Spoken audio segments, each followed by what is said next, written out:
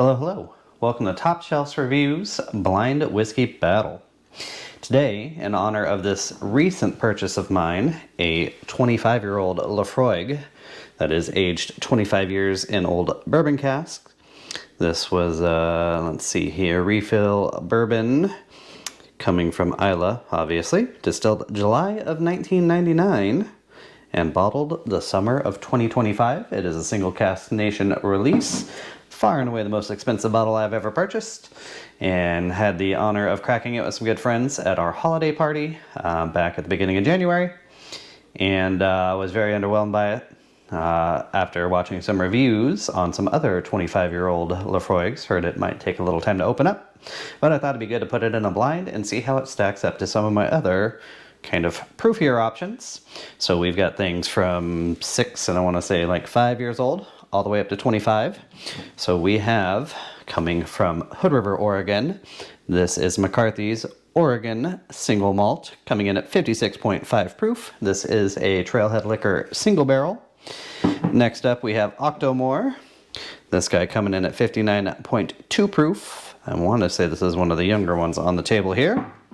Then we have Highland Park Cask Strength. This is coming in at 63.3%. And then the Laphroaig coming in at 58.3%. They're randomly in the glasses here, so we'll kind of start. We'll go left to right. First, I'll grab a quick bottle of water here, and then we will get started. Okay, we've got our water. Let's get into glass one. Full disclosure, just getting over some sort of stomach bug. First alcohol I've had in like a week. Wish me luck. Peaty, but sweet, kind of approachable nose. It's like heather and honeysuckle in there. It's really nice and fruity. Ooh, rich. Peat heavy, but I guess I got a little medicinal there at the end. That is really nice. Not necessarily trying to guess what any of these are. I haven't had these two in quite some time. Just trying to figure out what my favorites are here. So far, we're off to a great start. Got a denser nose on this one. Not quite as peaty. Definitely not as floral. A little more caramel. Campfire vibes are there for sure.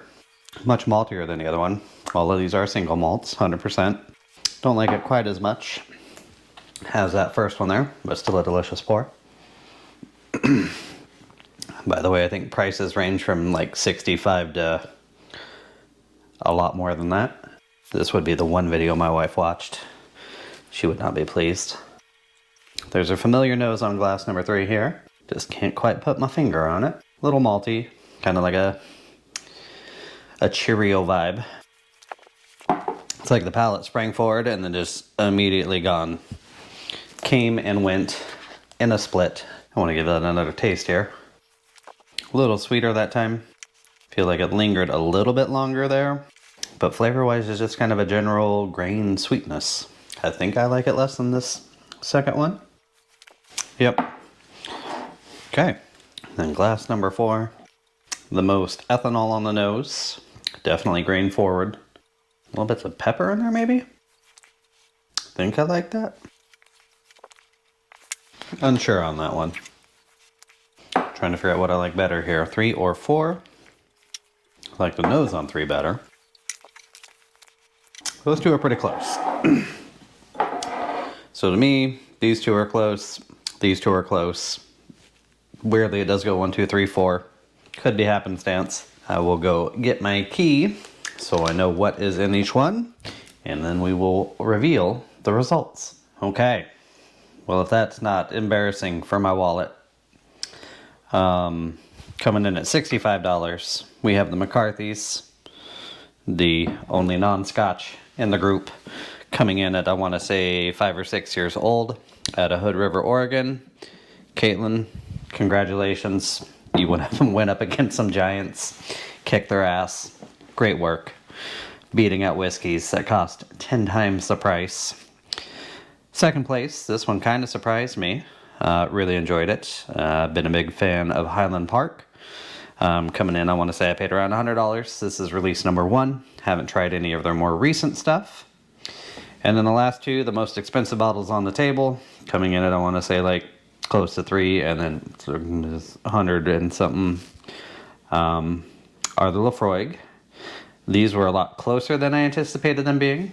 Most folks think this is so aggressive and meaty that I thought for sure it would stand out and I know which one it was, but not the case.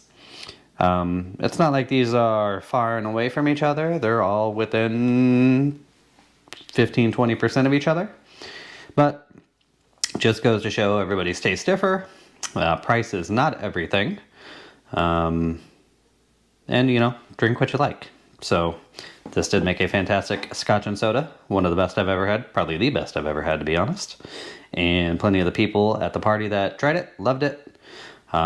So glad to have it. It's a celebration bottle. Bottles are still meant to be drank.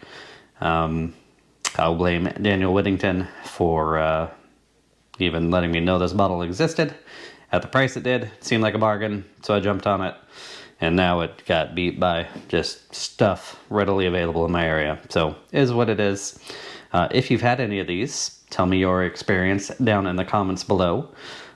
Be sure to follow along for more content like this. And for more information on all the whiskeys you see on this channel, visit topshelfbackpacking.com. And until I see you again, cheers.